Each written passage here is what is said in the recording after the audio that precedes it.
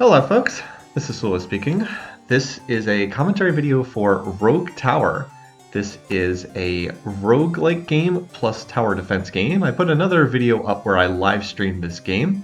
This is pre-recorded footage.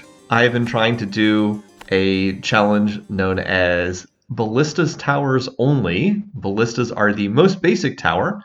There is an achievement for only doing the game with ballista towers and nothing else, and that is what I'm going to be trying to achieve here. I have tried to get this and failed quite a few times, so this is footage from when I was finally able to put this together. So that's what we're going to be seeing here, and I'll talk a little bit about what I was doing as the game went on. So a different setup than what you would see if you're going to be using the other towers, if you're going to be using like the mortar towers or the Tesla coils or any of the other towers that you might potentially get. All right, I do want to mention a couple of other things. First of all, this game is using mods. So for anyone who has played this game, might be looking at it, they might be like, well, what's going on here? Why are the different towers changing colors when you set them to different priorities? That's because that is a quality of life mod as we go past the early stages of the game here. So just so people know, none of these mods affect gameplay. They are just things that are designed to make the game less obnoxious in terms of how it is designed. I'm going to keep taking these banditry upgrades. I'll talk more about upgrades in a minute, but first of all, I'm just still trying to get some of these basic towers down. So the modifiers just do very basic things like let me respec experience between runs instead of having to start the game over again from 0 XP. They allow you to see the range of towers before you place them, which the game by default does not allow you to do. They also color code the towers based on what priorities you have, and perhaps most importantly, allow me to run the game with fast forward mode. You can go double or triple speed. This saves a tremendous amount of time. It's really insane that the game does not have that by default. All right, so anyway, this is ballistas only. Ballistas are the only towers I ever get. Now the good news is that means the ballistas will be very heavily upgraded over the course of the run. The bad news is no area of effect towers, no AoE damage. That's a very big deal. Ballistas are good at single target damage. They are not good at AoE damage because they are all single target. Now, out of these options, I don't particularly like any of those options. That was one of my first real blank rounds from a picking perspective. There wasn't much I could do there. So I went with additional poison damage over time. This is actually useless because I have no poison damage yet, but I will be able to get it later on. Now, the strategy I'm going to go for here is just mass ballistas. Because I don't have AoE damage, I need lots of towers firing because there's going to be a ton of monsters on the field. And so that means I'm going to need lots and lots and lots and lots of towers because I can't area of effect burst down monsters. I don't have like a mortar that can just hit a big blast and kill 10 enemies at a time. It's all single targets, so I need to compensate for that by having more total towers. So I am just going to be mass spamming the towers. I'm going to leave all of them at level 1. I'm going to rely on the fact that they naturally upgrade damage over time as they shoot at things. And then I'm also going to rely on universities later on to try and upgrade them further. All right, so what am I trying to do in terms of prioritization for the upgrades? Well, the first upgrade that I needed to prioritize was getting banditry. Banditry gives you additional gold for every monster killed in exchange for dealing more damage to the tower if monsters actually reach the tower. Now, that might sound bad, but in tower defense games, generally you can either stop the monsters or you can't. And having them deal more damage if they actually hit the tower rarely ends up mattering. So you want to get that extra econ going as soon as possible. So I have all 3 banditry upgrades. I got them very, very quickly. Here I'm going to take Creep and Cough. This is a nice utility thing. Poisoning enemies also slows them. Of course, I don't have any poison damage yet, but that is something I'm going to want to get later on. All right, so right now I've just been kind of pushing out the starting path. It looks like we have one major branch in the setup here. The overall path is pretty good. I'd say this is one of the better draws I've gotten here when I've tried to do this challenge. There you can see I know that I'm going to have enough to shoot these down, so I'm going to run it at triple speed, and I'm going to do that an awful lot. Okay, I've managed to get some useful things. I can get bleed damage, I can get bird damage. I also have ballistas slow enemies for 5% of the damage dealt. That's one of the most important upgrades to get when playing ballistas. I pass it up in favor of the bleed damage because right now most of the monsters are have heavy health, They don't have that much in the way of armor, although we're starting to see more in the way of armor. And there's no shields yet. Shields don't pop up until level 15, so I wanted to get that bleed damage in effect. I also really do want the slow, so hopefully that'll pop up soon or later too. And there we go. It came back again. I got the card again. That said, though, I was like, do I want the poison damage? I do have creeping cough, but then I was like, no. Poison damage is nice, but there are no shields on the board yet, so we don't really need that just yet. So now the ballistas will slow anything they hit as well, and that's a very, very big deal.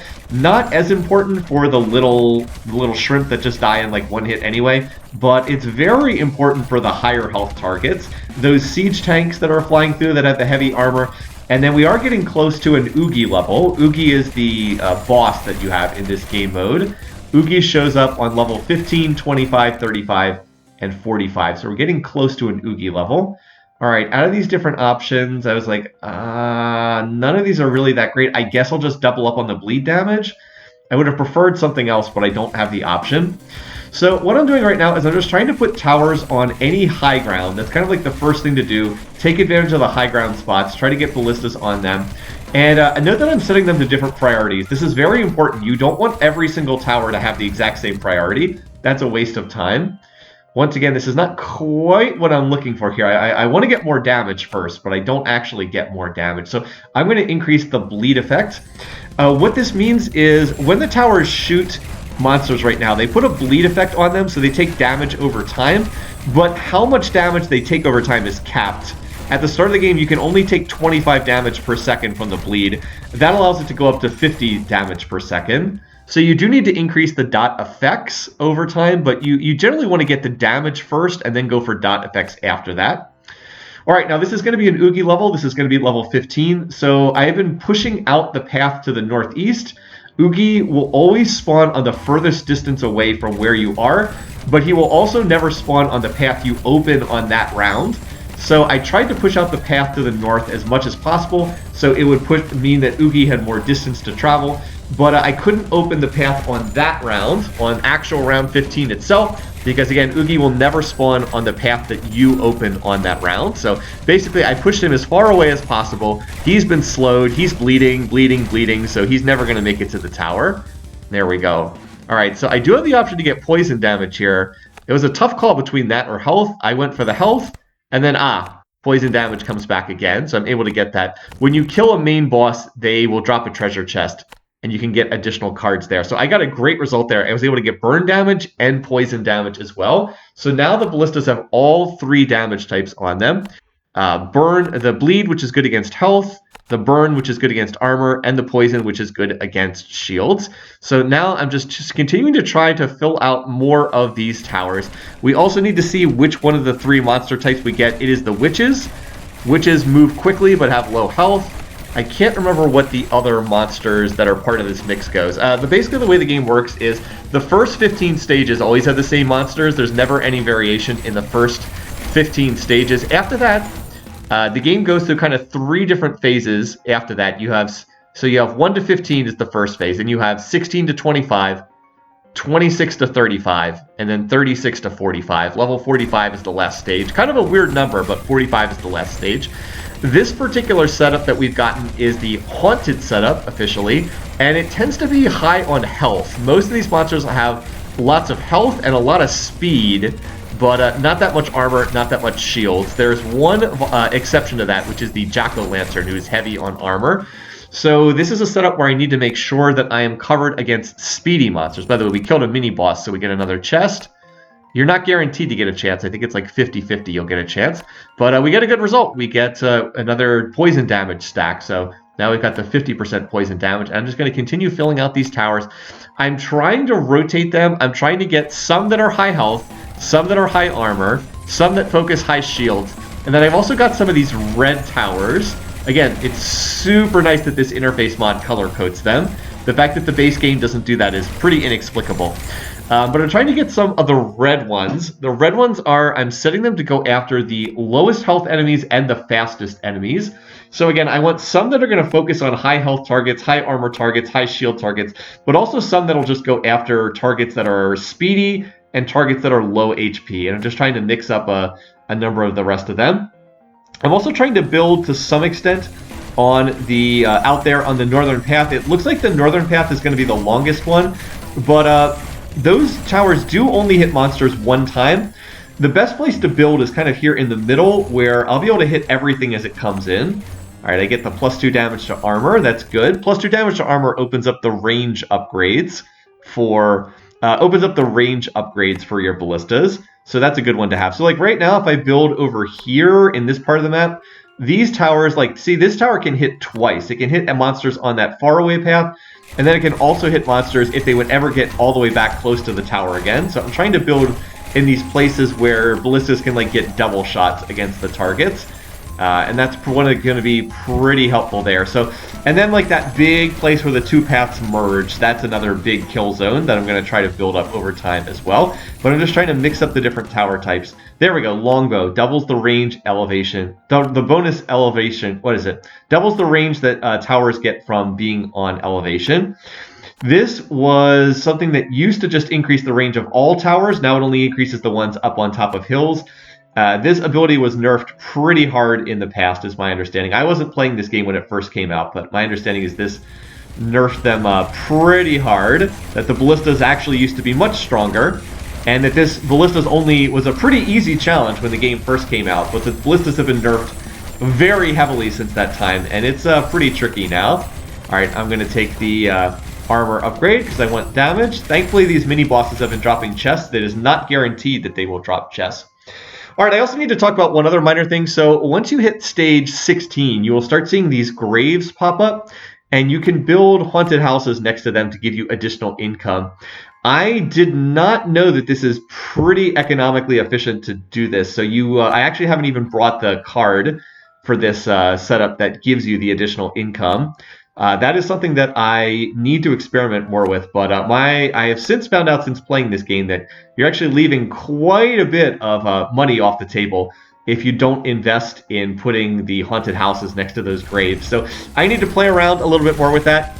I was working off the Rogue Tower wiki page, and the documentation for this game online is very poor, like very poor. I realize it's an indie game, so like there hasn't been that much time and attention put into documenting how all the mechanics work, but most of the stuff I was looking at was extremely out of date and doesn't even reflect this version of the game. So, yeah, did not match up with what I was with what I have seen in one or two people playing more recent versions of the game online. So I need to experiment more with the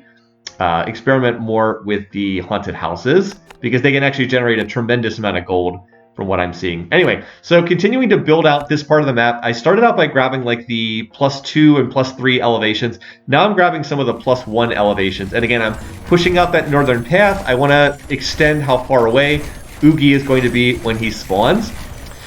I'm also, you may have noticed on the last upgrade, I got another important upgrade. I got a 15% crit chance for all my ballistas. That's really, really nice to get that additional crit chance coming in. By the way, that mini-boss did not drop a chest. As I said, it's not guaranteed. I think it's only 50% that they drop a chest. But yeah, one of the reasons why you also want to push damage is by pushing damage further, you can get to the crit chance upgrades. You have to get to the +3 health damage, +3 armor damage, and +3 shield damage. You have to hit them before you can get to the crit upgrade. And those are really nice because 15% crit chance on all towers is really great. Crit is the chance to double the damage. Right now I have 30% crit chance. So right now, every single time a ballista fires, it'll be a 30% check to see if it deals double damage. And that's, quite good. That's quite nice. Some of the towers that have been around for a while have also gotten decently upgraded at this point. Whenever you see the little swirl of sparkles, I don't know what else to call it, that is a tower leveling up. And they get the first couple levels relatively quickly. It's not expensive to upgrade them, but since they also get them relatively quickly, I don't mind just letting it work that way. By the way, I don't know if just letting all the towers upgrade naturally is necessarily the best thing. It probably makes more sense to upgrade at least some of these towers because you can get to like level 10 fairly cheaply. But I decided not to do that. I decided I would just go with mass ballistas for this round. All right, this is level 25, so this is an Oogie round. Remember, we do not want to click on the path that's furthest away because Oogie will not spawn there if that happens. I have been trying to push out that top edge because it really divides the fight into kind of two separate fights. We have first this wave of monsters that comes in from the south, And then because the northern path is so long, we kind of kill all the monsters from the south by the time that the ones from the north even get there. So makes more sense just from like a strategic standpoint to keep pushing that out to the top. All right, there's Oogie. He's being debuffed. He's got a million burn and poison and bleed stacks on him. He does turn into a different monster after he dies, but we still are on top of him. All right, now I've got the monster studies. They do not seem that useful, so I'm going to pass on them. Useful if you have a lot of different monster types, but yeah, just +1 damage to health, not useful. It was just the other options were even less useful for me. All right, now I have picked up something called a university, and I'm going to be using universities in this game. So universities have to be placed next to these little square things you see here. These things are called mononodes. Universities provide upgrades for your other towers. You can pay money to upgrade your towers. So see how it says armor studies, and I'm going to take this up. I spent quite a lot of money. I think I dropped like 3,000 gold into this. But now every single time I open up a new area, I'm going to have 20% odds to get an armor upgrade on all of my towers. And you can do that for each university. So I'm going to rely on the universities to upgrade the damage from my other towers and hope that I can get some of these research upgrades. If I can get enough universities, it becomes almost guaranteed that I'm going to hit at least some of these upgrades. And I'm not going to increase health damage. I'm going to focus on armor and shield damage because ballistas are naturally good at health damage anyway. So like, look, there's a scholarship upgrade. All universities gain 3% bonus to all research. So that's nice. Now I've got 23% odds there. It's unfortunate where the mononode popped up because I can only put one university next to the location there. I'm actually pausing here at the start of these rounds because I want to build a university if a university is available. But if there's no university available, then I'll just slap down some more ballista towers. There's another mini boss coming in. Oh, I should also mention which monster mix this one is. So for the third set of monsters, we have gotten the demonic set, which is again high on health. Not that much in the way of shields, not that much in the way of armor. This is again very good because ballistas are naturally good against health. It's kind of their natural setup. All right, look at this research breakthrough. This is something that you can also get from the universities. You have a chance to get the research breakthrough, which is just higher 5% crit chance. And then look at this. This university, or this mononode, can have universities placed next to it. I think I have room for 3 universities next to this one. So I've got 25% chance to get an armor upgrade, 22% chance to get a magic damage upgrade. So now I want to do that 2 more times. And then that's probably enough universities, but we'll have to see. The initial first couple upgrades for the universities are cheap, but once you get, I'd say it's once you get around like 15 to 20%, the upgrades start being not efficient to do. So it's better to just build more universities if you can. So we've got 5% base chance. Let's again get this up to about 20%. And again, that's when, as I said, it starts to become diminishing returns. Better to just build more universities at that point. By the way, I've been running all these rounds on triple speed just because it's so much faster. This would take forever if I wasn't doing that. All right, 15% crit chance, done. What are our ballistas up to? We are now up to 50% crit chance. So I have 3 15% crit chance upgrades.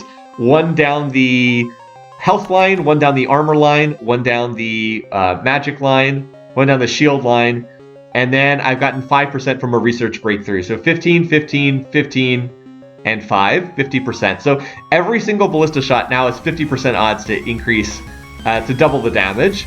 That's really nice. Okay, so I can place more universities. I'd like to get, I think I said 1 more university. By the way, there's another 1% bonus to all research, so we'll take that. Also with a chance to increase my damage over time effects by 40 for every category, but I'm trying to emphasize the universities here. I want to get the universities set up. Once they're set up, I can kind of stop there because they'll keep functioning in the background while I build more towers. And, oh, there we go. There's another research breakthrough. Very nice. So that'll get us up to, well, you might say 55% crit chance, but it actually doesn't work that way. Crit's capped at 50%. After that, you go up to 5% odds to triple your damage. So it'll check 5% odds to triple the damage. If that fails, 50% odds to double the damage. If that fails, normal damage. But yeah, there's actually room for more universities up there. I don't remember if I build another 2 universities or not. One thing that will happen is the interface will start tracking the university upgrades as far as whether they hit or not. So you'll see it'll say +1 AD, that's +1 armor damage, and then it has +1 SD, that's +1 shield damage. So that's going to keep kicking in on every single round. I think I have I think I have like 25% chance for armor, another 25% chance for armor. By the way, here I've got the chance to get another elevation upgrade, triple the range bonus elevation gives. So we can see how the range bonus is starting to go up for some of those towers. And I guess I do go ahead and build a couple more universities. Makes sense to do that. So let's go ahead, get this up to about 20%, go a little bit higher. I've been able to get like one university each round. There's yet another one of these. If I had known there was going to be this many, I probably would have just taken these to like 15% instead of going up to like 25%. But sometimes the maps don't have that many places to put down the universities. I have actually wrote a map where there was no place to put a university down at all. So that can happen sometimes. By the way, this is kind of a waste, but we'll just take the monster studies because the others are towers we're not going to be using. By definition, we can't use other towers for this variant. All right, so let's go ahead and build an up. Apparently that university doesn't count as being next to that mono node. Apparently it's on a different elevation, even though it doesn't look like it. So we have to build on the other side instead. And let's go ahead and we'll fund the magic studies. Again, get this up to 25% or so. And then I probably could have dumped more at that other one, but I believe that's it for universities as far as what I built this game. There's our last breakthrough. Towers gain 5% crit chance. So we've been able to get 15% crit chance from, we got 15, 15, 15 from the ballista line, and then another 15 from the, oh wow, there was actually room for even more universities up there. Geez. I'm remembering this game, and I did not build any more universities, but I probably should have, in all honesty, because there was plenty of room to put them down. And you can see the cost to add another ballista is already more expensive than the cost to add a university. So getting more damage on each tower would probably have been a better idea. Oh well, something to consider for the future. More universities, maybe fewer ballistas once they start hitting the point of diminishing returns like this. I'm going to have plenty of money to spend, so I could keep dumping more money into universities if I wanted to. Keep upgrading the damage on these. You can see I've got +1 health damage, +2 armor damage, +1 shield damage. Alright, I'm going to take the burn damage. There is an option there, monobolts. Ballistas now consume a small amount of mana, but I don't think that that's actually worth it. I could be wrong about this, but my impression was that that was not worth it, because then I'd have to invest in mana generation. I've just been skipping on mana. So now I'm going to add a different tower type. Now I'm going to add the slowest tower type, just to give me yet another different way of focusing these towers. Because, again, I just want the towers to focus on different targets. I don't want them all focusing the same target. So note that this gives me another different coloring here. So I'm just going to sprinkle some of these involved, just in case I need some of these ballistas to shoot at, like I said, completely different focuses. All right, and we're going to keep pushing this out. Remember, we want Oogie to spawn as far away. We're getting close to another Oogie round. And the way it's dividing up the monster flow is really nice as well. We kill all the, as I said before, kill all the monsters from the south. Then after that, we focus on killing the monsters from the north. So we don't have all these waves hitting our big kill zone at the same time. They kind of spread out, and we only deal with like half of the wave at a time, then the other half of the wave. By the way, they're still getting kind of close over here. Closer than I would probably like, but I guess that just means I need to build a few more towers down here. And by the way, look at these slowpokes kind of slowly walking in. Slowly walking in. A bunch of them were underneath that ram. Alright, there we go. So this is not that useful. I'll take the slow cooker, increase the rate at which slows affect burn speed. Basically, if things are slowed, the burn affects them more quickly. And here I'm going to continue building out a little bit further in advance. Look at this. There's actually a +5 tower here, so the range on that thing is absolutely ridiculous. So I'm just going to build on like the +3 hills here, get some more damage. This is not intended to kill these monsters. It's mostly just intended to slow them. Just slow them down a little bit, so that it'll take them longer to get down here into the kill zone, where most of the other towers are doing the work. Now, obviously, towers built way out there in the north, they will never do anything against these monsters. So again, it is better to build here in the center, where these towers will always have a chance to fire at every single monster, but it's not bad to spend some damage up there just to slow down any incoming targets that are all the way up there. By the way, again, keep an eye on those university upgrades. We're already up to +5 armor damage. That's pretty good. We've been rolling reasonably well in the armor upgrades, not quite as well in the shield upgrades. And then I haven't really invested in the health upgrades because, again, ballistas are better against health damage already by nature. They just naturally deal more damage to health targets. Alright, so we managed to cut through these guys. Going to make them suffer. That increases the damage over time for all 3 types of damage. So we're at 90 of each. And then I'll build a couple more of these, telling them to focus on different things. Armor, shield, and high health targets. You get the idea. And this cluster should be pretty good. All right. I think I have room for a couple more. Just one or two. And so now I've got like a nice group up here as well. But after this, I mostly want to build down there in the kill zone. Anyway, this is an Oogie round, so we want to make sure that we're clicking not on the furthest distance away. There's Oogie over there. First of all, we have to kill the monsters down in the south, though. I'm always watching down here. If it looks like something's going to get through my defense, I can always pause this game. I can always chop down the trees for a little additional gold income. Again, these are not amazing, but I'll take the Fire and Flames. That unlocks some other useful upgrades. But I can always like pause the game and chop down some trees in order to generate additional gold if it looks like they're going to get through. So far, it does not look like they're going to get through. And how's Oogie doing? Oogie is way back there. I don't think Oogie is going to make it through to us. I think we've probably got this. He's being slowed. We're running that. He's actually going very slowly. We're just running this at triple speed. But yeah, he's got all the damage over time effects on him, cutting right through him. He actually got frozen once. The ballistas, I think, have 3% odds to freeze. So yeah, he's going to go down there. And hey, there's the last range upgrade. That's going to be nice to get. Crit steal 10% of the current burn. And we can get Vile Consumption here and increase the maximum burn. All right. Now, this is the most important round of the game because we have to wait and see what monster mix we get for the third one. And we got the geometry mix. That is super important. So we have gotten lucky here. We have rolled the easiest of the 3 monster mixes for the last type. The geometry mix is, again, high health targets. So there are various different shapes that form here. You have these different shapes that are like triangles and hexagons and dodecagons and so on and so forth. And they will split into their, like they'll start out as like the strongest form. They start out as like the 12-sided die, and then it'll split into the 10-sided die, and then into the 8-sided die, and blah, blah, blah, blah, blah. So this is a difficult group of opponents. There's no doubting that. But they are infinitely easier than the other 2 opponents. One of them has missiles, whereby some of the enemies will fire missiles, and they'll just keep splitting and splitting and splitting and splitting. The other one will spawn eyes. They have like beholders from the D&D universe that will like create these evil eyes.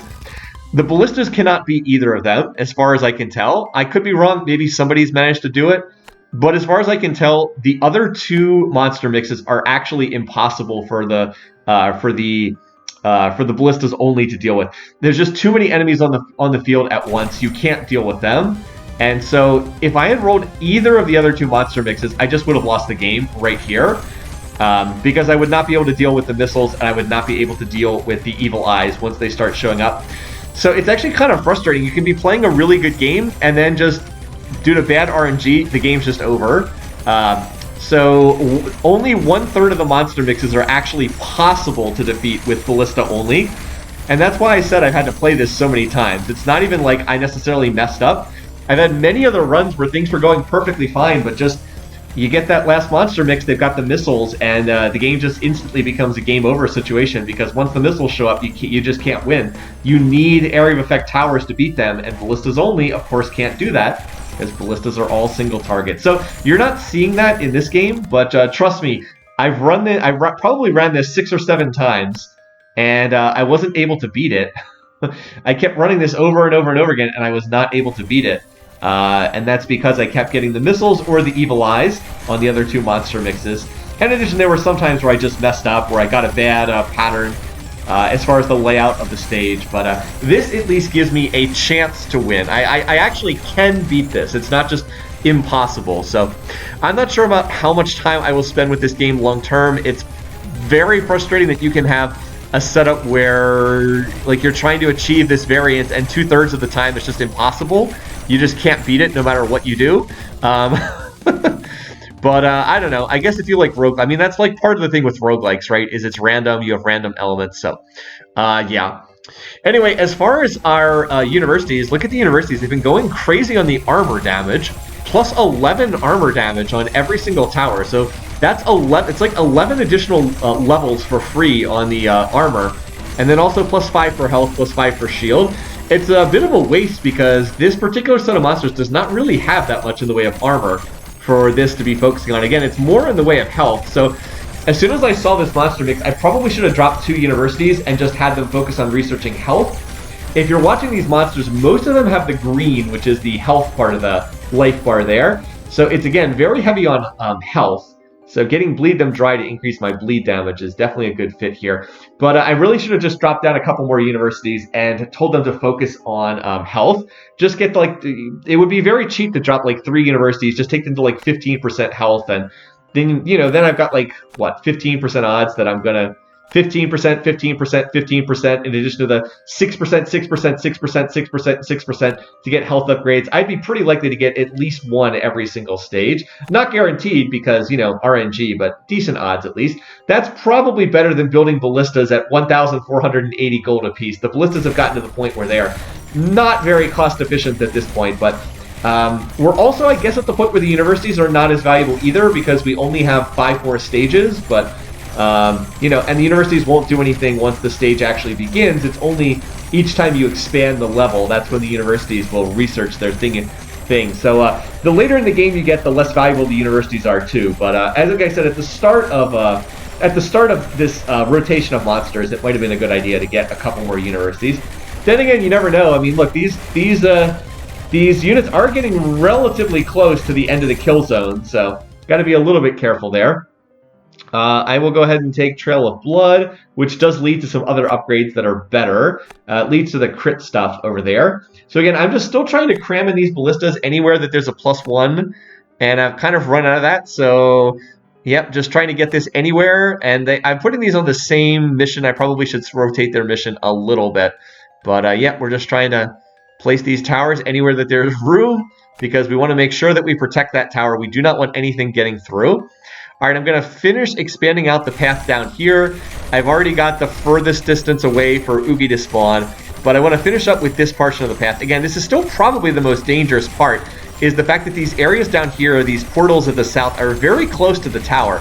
Again, it's not the worst thing because it allows me to kill them before the monsters from the north get down here. So again, this is a very good setup for the tower overall, but it is always dangerous when they first pop out of the portals because they don't have that far to go before they're on the tower. So far, at least, no one's managed to get to the tower. I'm still at max, still at perfect health. The tower can heal a little bit of the health. There we go, exsanguinate. That's what I was looking for. So you can see I have the crit. I have like the crit damage on burn, the crit damage on bleed, and the crit damage on poison. So I've gotten pretty much all the dot effects. One nice thing about sticking with a single tower is you do manage to upgrade those towers a very, very long way. You kind of can get every single tower that applies to them. All right, this is level 42. This is a dangerous level. This is the level where the 12-sided die, or how many sides is... It's officially called an icosahedron. I don't know how many sides that in. I think it's a 12-sided die.